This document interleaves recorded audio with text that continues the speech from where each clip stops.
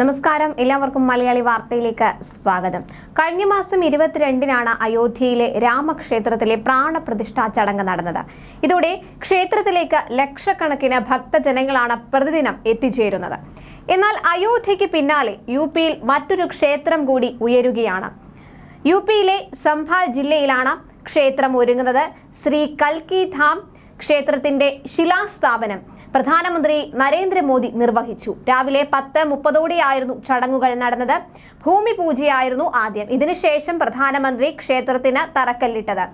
ക്ഷേത്ര നിർമ്മാണത്തിന്റെ ചുമതലയുള്ള ഉത്തർപ്രദേശ് മുഖ്യമന്ത്രി യോഗി ആദിത്യനാഥ്, കൽക്കി ധാം പീഠാധീശ്വർ ആചാര്യ പ്രമോദ് കൃഷ്ണൻ എന്നിവർക്കൊപ്പം എത്തിയ മോദി ക്ഷേത്രത്തിന്റെ മാതൃകയും അനാച്ഛാദനം ചെയ്തു. തുടർന്ന് പ്രധാനമന്ത്രി ചടങ്ങിനെ അഭിസംബോധന ചെയ്ത് സംസാരിക്കുകയും ചെയ്തു. 18 വർഷം നീണ്ട കാത്തിരിപ്പിനാണ് ഇന്നോടുകൂടി സമാപനം ആയതെന്ന് ശിലാസ്ഥാപന കർമ്മത്തിനു ശേഷം പ്രധാനമന്ത്രി പറഞ്ഞു. ആചാര്യന്മാരുടെയും സന്യാസി വര്യന്മാരുടെയും സാന്നിധ്യത്തിൽ ക്ഷേത്രത്തിന്റെ ശിലാസ്ഥാപന കർമ്മം നിർവഹിക്കാൻ തനിക്ക് ഭാഗ്യമുണ്ടായി. ഇന്ത്യൻ വിശ്വാസത്തിന്റെ പ്രധാന കേന്ദ്രമായി കൽക്കി ധാം മാറുമെന്നാണ് വിശ്വസിക്കുന്നത് എന്നും അദ്ദേഹം കൂട്ടിച്ചേർത്തു. പരിപാടിയിൽ രാജ്യത്തിന്റെ വിവിധ ഭാഗങ്ങളിൽ നിന്നുള്ള സന്യാസിമാരും മതനേതാക്കളും പങ്കെടുത്തു.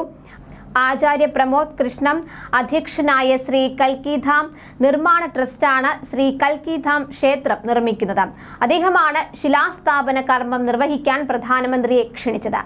ക്ഷേത്ര ചടങ്ങുകളിലേക്ക് പ്രധാനമന്ത്രിയെ ക്ഷണിക്കാനെത്തി ദിവസങ്ങൾക്ക് പിന്നാലെ ആചാര്യ പ്രമോദ് കിഷത്തെ പാർട്ടി വിരുദ്ധ പരാമർശങ്ങൾ നടത്തിയെന്നാരോപിച്ച് കോൺഗ്രസ് പുറത്താക്കിയിരുന്നു. അദ്ദേഹത്തിന്റെ പ്രത്യേക ക്ഷണപ്രകാരമാണ് പ്രധാനമന്ത്രി എത്തിയത് എന്നതും ശ്രദ്ധേയമാണ്.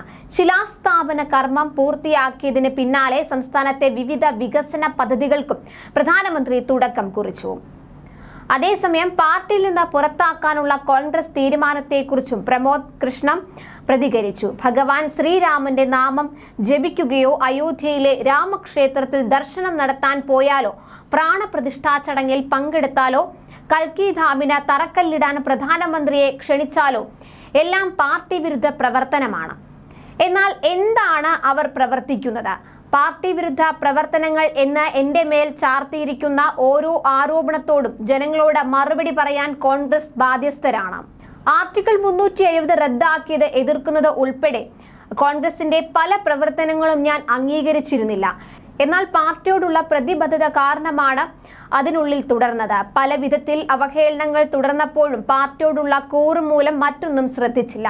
ഒടുവിൽ ന്യായമല്ലാത്ത കാരണങ്ങൾ ചൂണ്ടിക്കാട്ടി അവർ തന്നെ പുറത്താക്കിയെന്നും അദ്ദേഹം ആരോപിച്ചു. ന്യൂസ് ഡെസ്ക് മലയാളി വാർത്ത.